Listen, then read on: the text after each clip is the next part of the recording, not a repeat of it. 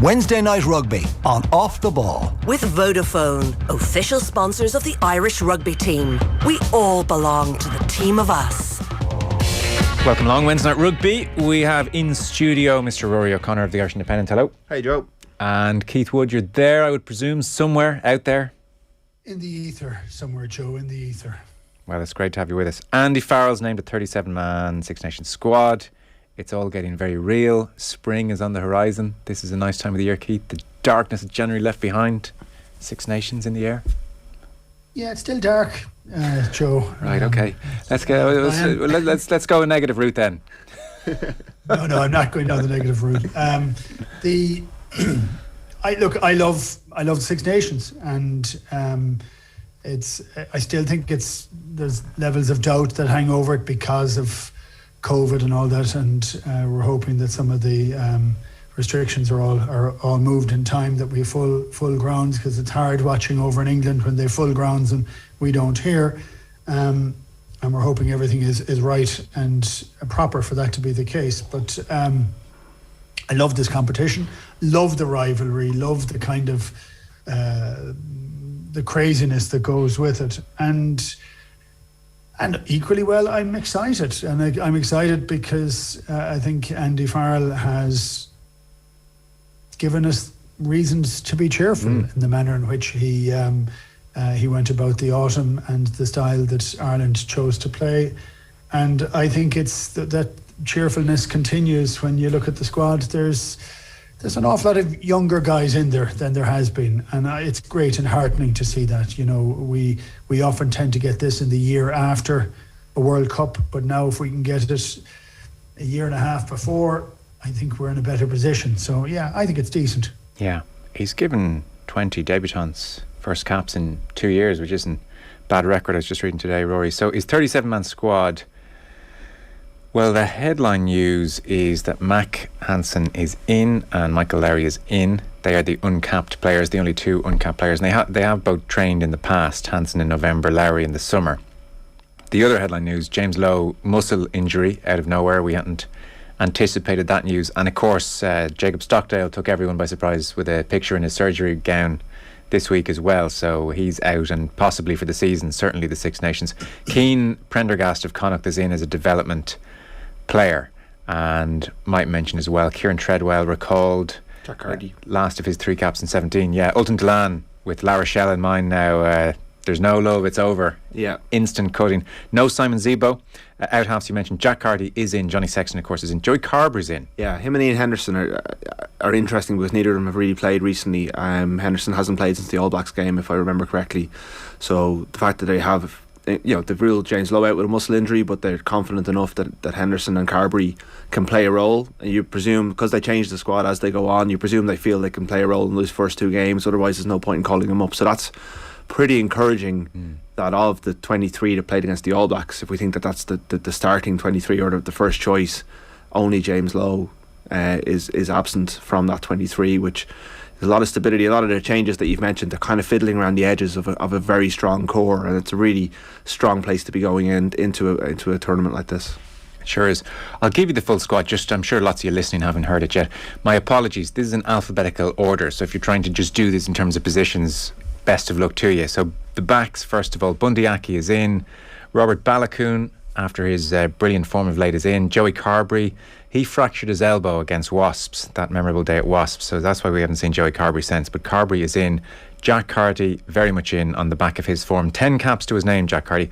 Craig Casey, who has 4 caps, is in. Andrew Conway in. Keith Earls is very much in on 96 caps, Earls, so he could well make the 100 mark this Six Nations, which would be a great and deserved achievement.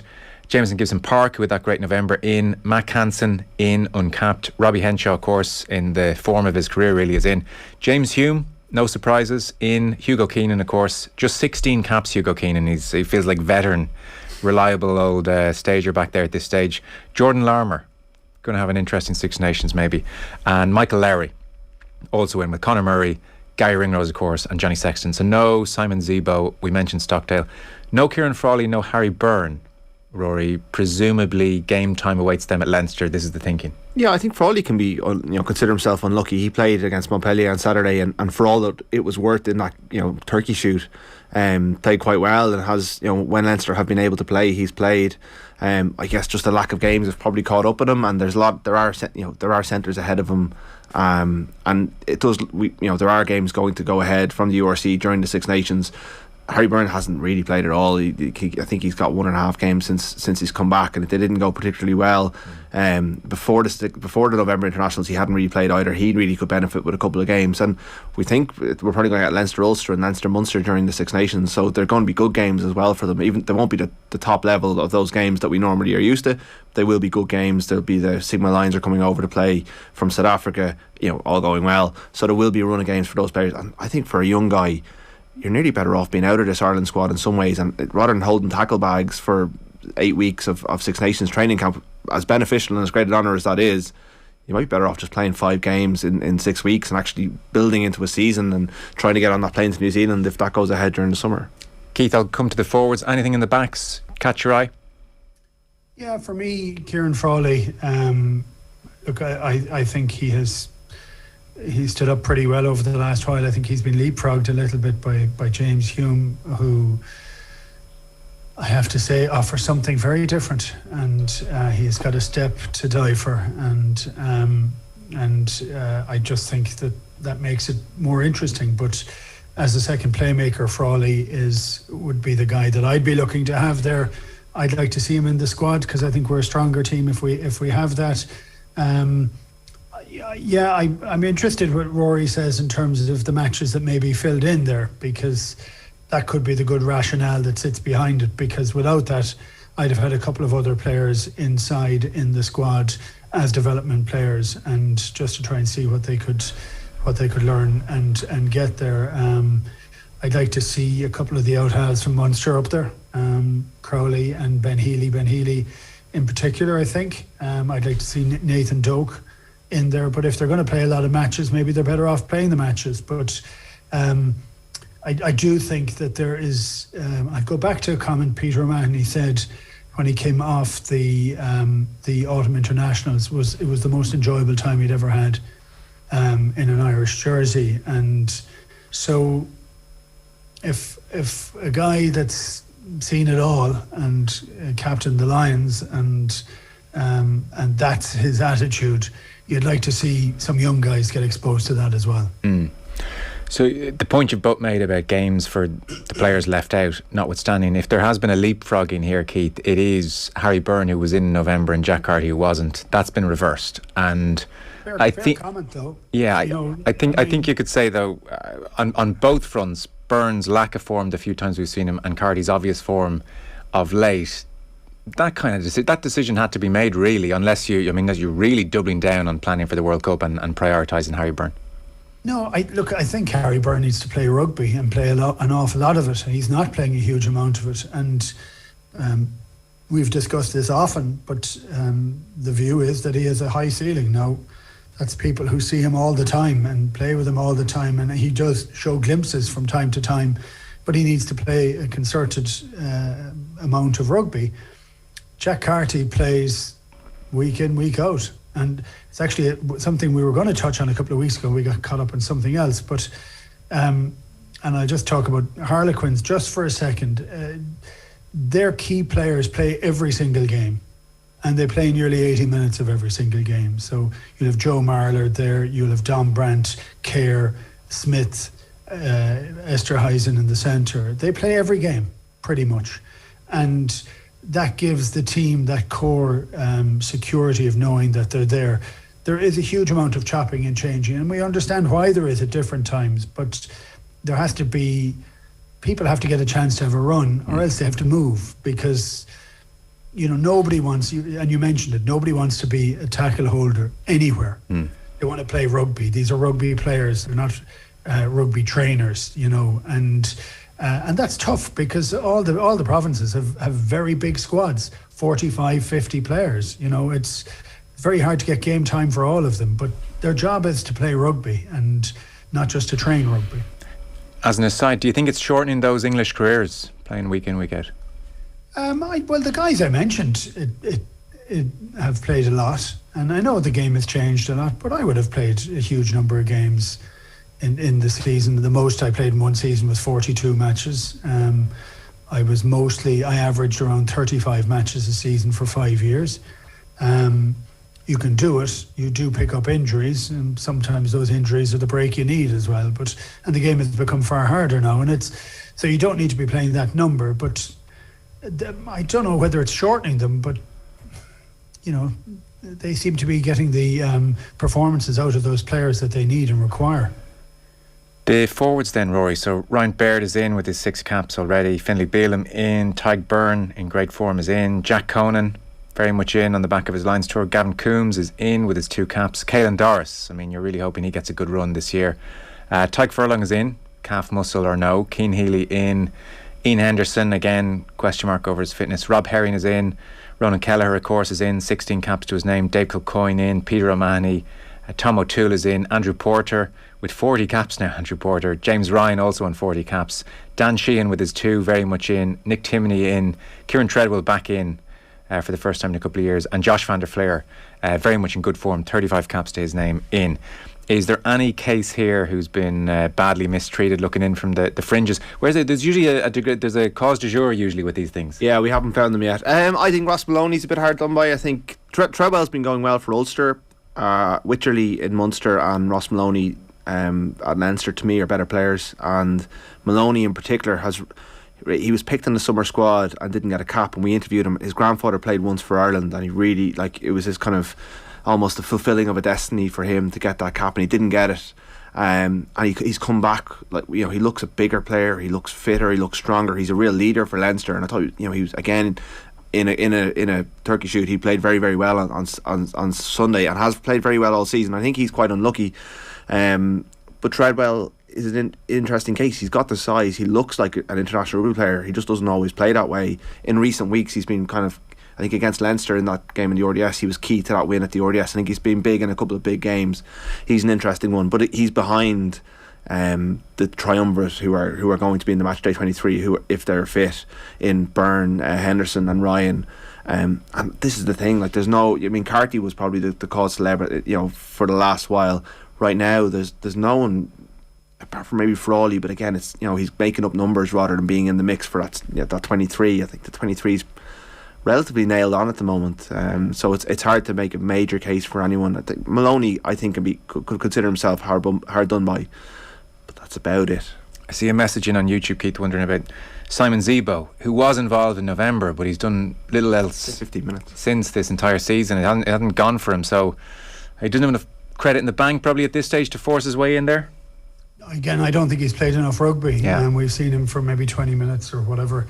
And that's all we've seen from him. I think you need to try and get up to match pace, and you need to start playing games to play for Ireland. And it's funny, because we'll talk about England, I think, in a while. But Eddie Jones came up with you treat individuals on a case by case basis.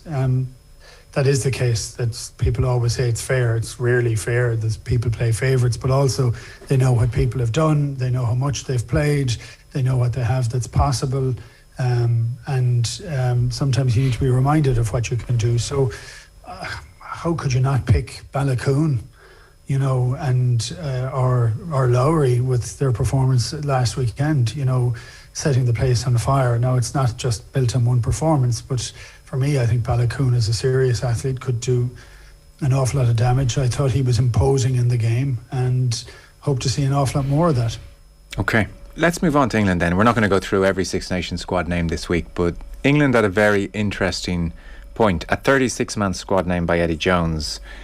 I was listening to him being interviewed yesterday around the launch of the squad, and he was saying this is his third team. This is his third regeneration of a team. He said, I inherited the 2015 World Cup team. It was pretty established, and I rode that team all the way to 2017, 2018. At that point, new side from 18 on, which was very much about getting to the World Cup in good shape, and they obviously did. He said, I rode that team until last year, and that team pretty much died. He said each team has 2-3 years in his experience where they're in a good place, and so 2022 for him is a new side. It's his third side, and it's with the World Cup coming into view. The other thing that which jumped out to me, Keith, I don't know how optimistic you are about England. We'll go through some of the names in and out, which is interesting. Like, there are a bunch of new names, and there are a bunch of the bigger names like Tuilagi and the Vunipolas and George Ford left out. I think if you'd ask the average person out there, where are England, they would say, oh, they're off a very bad year last year. But in the media, listening to Jones and various pundits discussing it, they are really talking about this win over South Africa in November as the start of something very exciting. You know, we're all very happy with our November. England, in a way we might not be fully appreciating, are very excited on the back of their November. They're coming in here feeling pretty excited about their brand of rugby as well.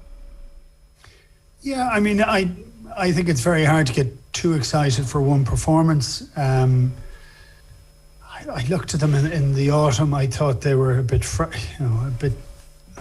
fractured, maybe. Like, I'm totally at a loss over Eddie Jones, and it just goes to show you the depth of riches that are in English rugby.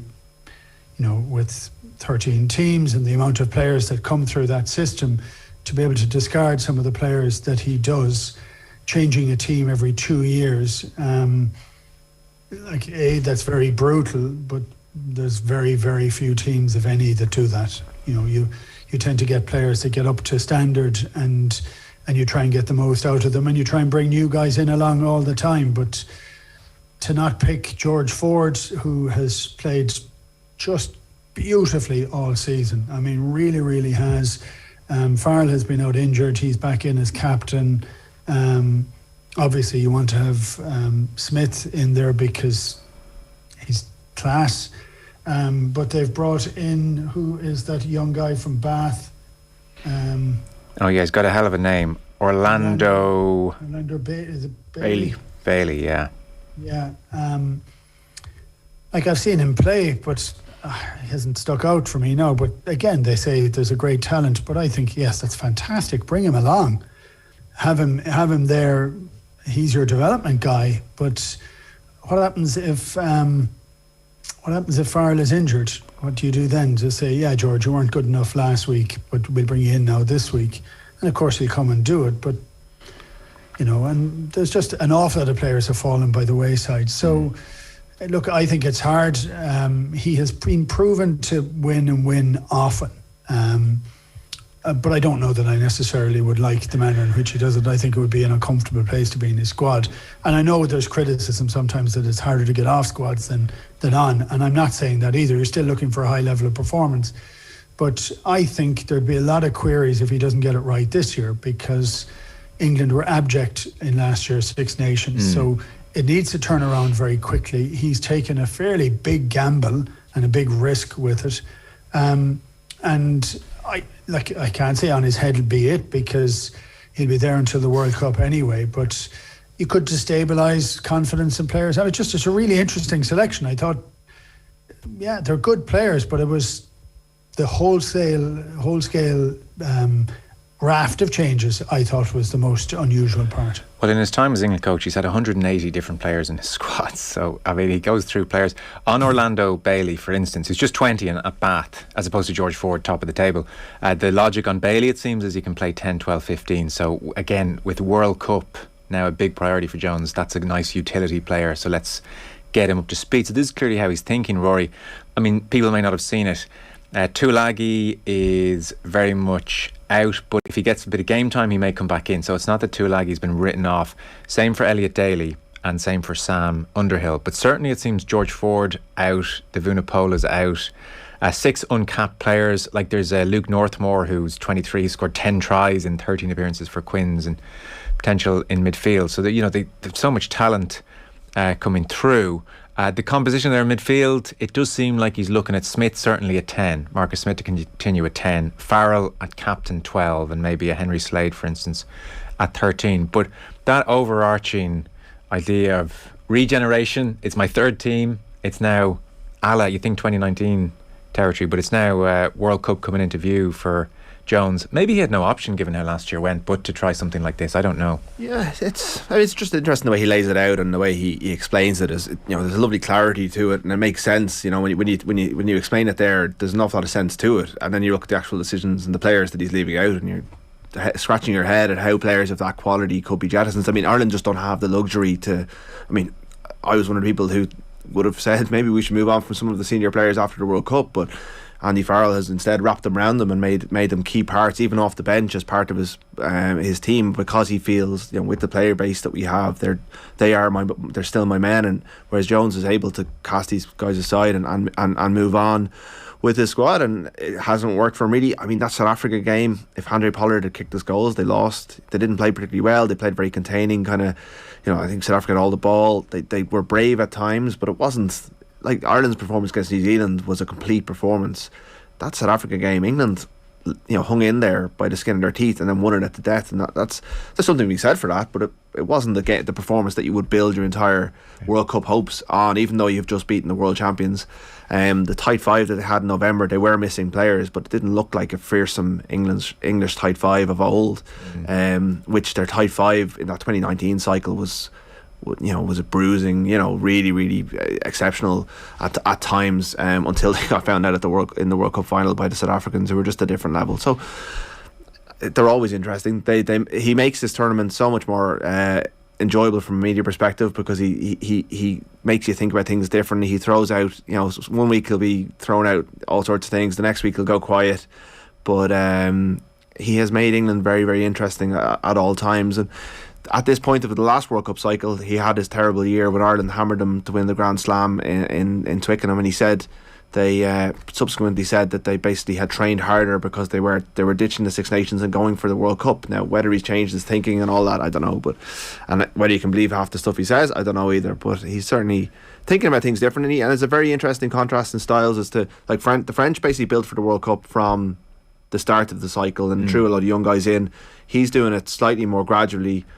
Ireland's taking a different approach with a smaller base of players. It's everyone's doing it differently, and it's going to be interesting to see how it works. We're aiming to peak this year, is that not? Well, that's what we always do.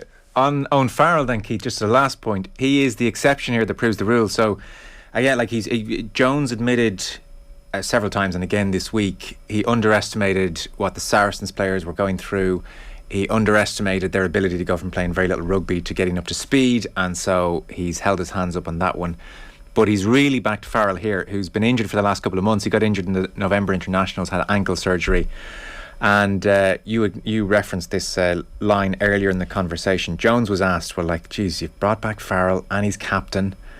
And he said, every player is treated differently. That's the rationale. We just make a judgment on each player. Selection comes down to judgment. We believe Owen can get his very best form very quickly, and he'll be right to play against Scotland. And he's backing Farrell all the way. And he also said every great out half through history has always had a really dependable number 12 alongside him, and gave a ton of examples to prove his point. And he feels Farrell can be that for Marcus Smith. He's going to be such an important player for Marcus. Marcus could be an absolutely brilliant 10, so he needs to have a 12 next to him who can run the game for him, and that's where Owen is so good. So not everyone's equal. I was thinking, geez, this is like Keith Wood. You know what I mean? He gets injured, he comes back in. It's Keith Wood, he's come back in. You're the Owen Farrell of Ireland for a time. All animals are equal, but some animals are more equal than others.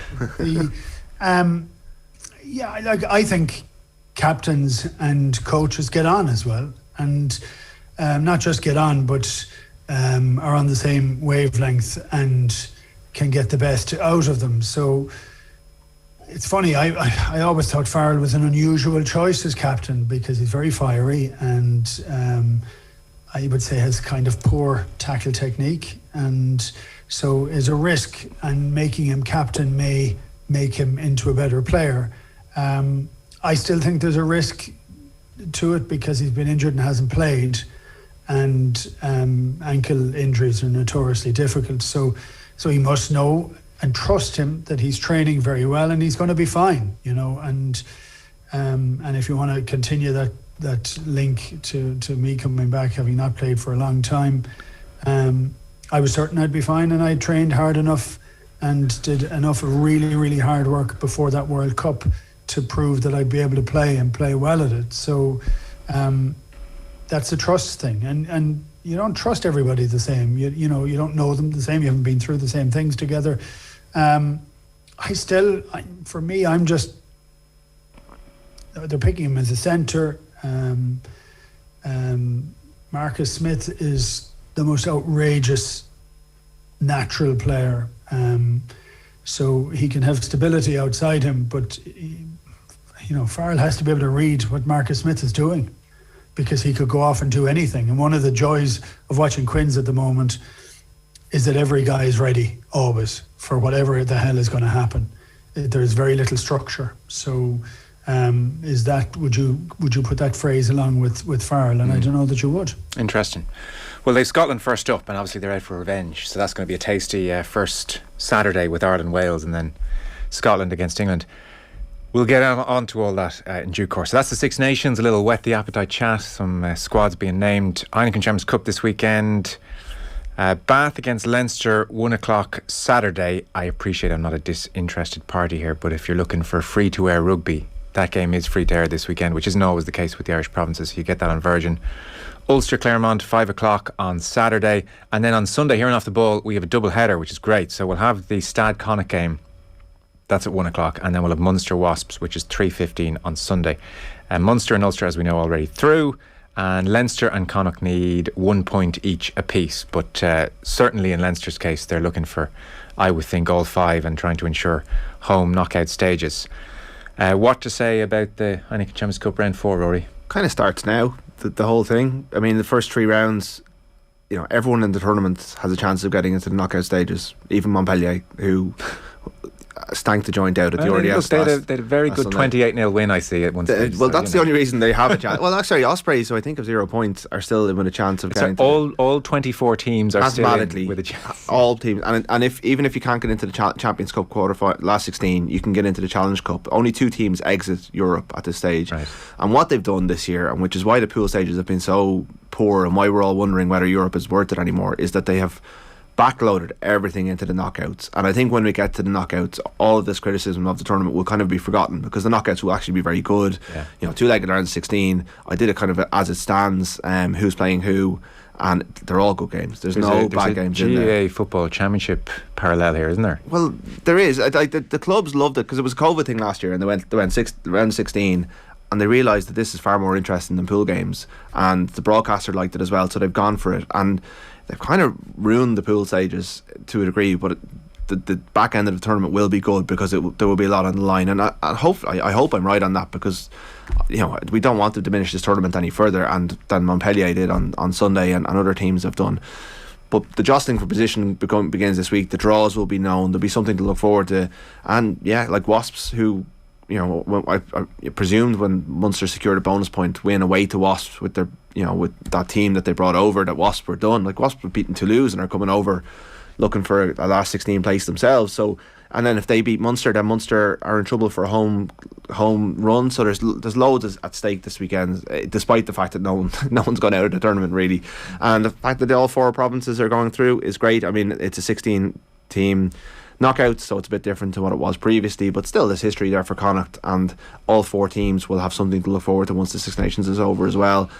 And a realistic chance, I think they'd all fancy themselves at beating a team on their day in the last 16, going on a run, even though Leinster probably are still our most realistic winners of the teams that are there. So, and are Stade against Stade in desperate shape for points, or what's their attitude? I haven't looked. I think Connacht will be through. I think Connacht will go through if Cast lose to Harlequins on Friday night, and that's in London.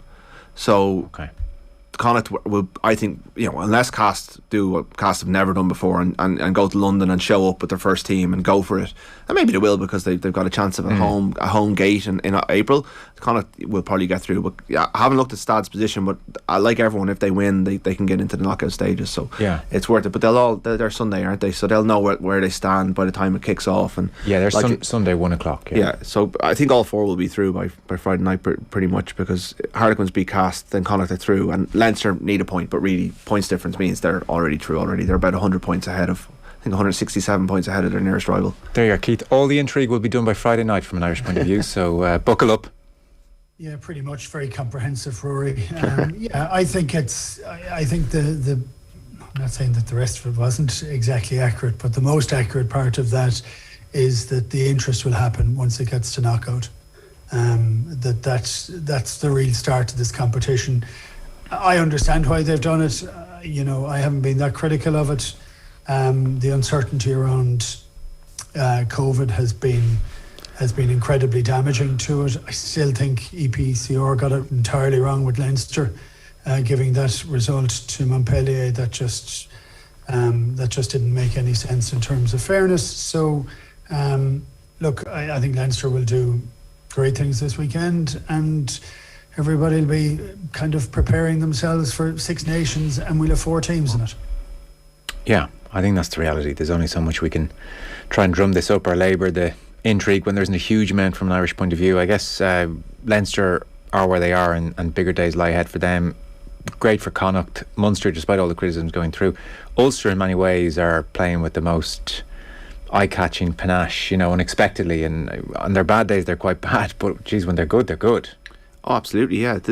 That's what makes them so frustrating when they don't perform. Against 14 men in Thomond Park, they went into their shells, and that was a real shame. I thought it was impressive that they did it without John Cooney, who I thought was the catalyst for the kind of dip in performance. That Doak is a very good player, but Cooney's a really, a real tone setter for that Ulster team. They were so good on Sunday, weren't they?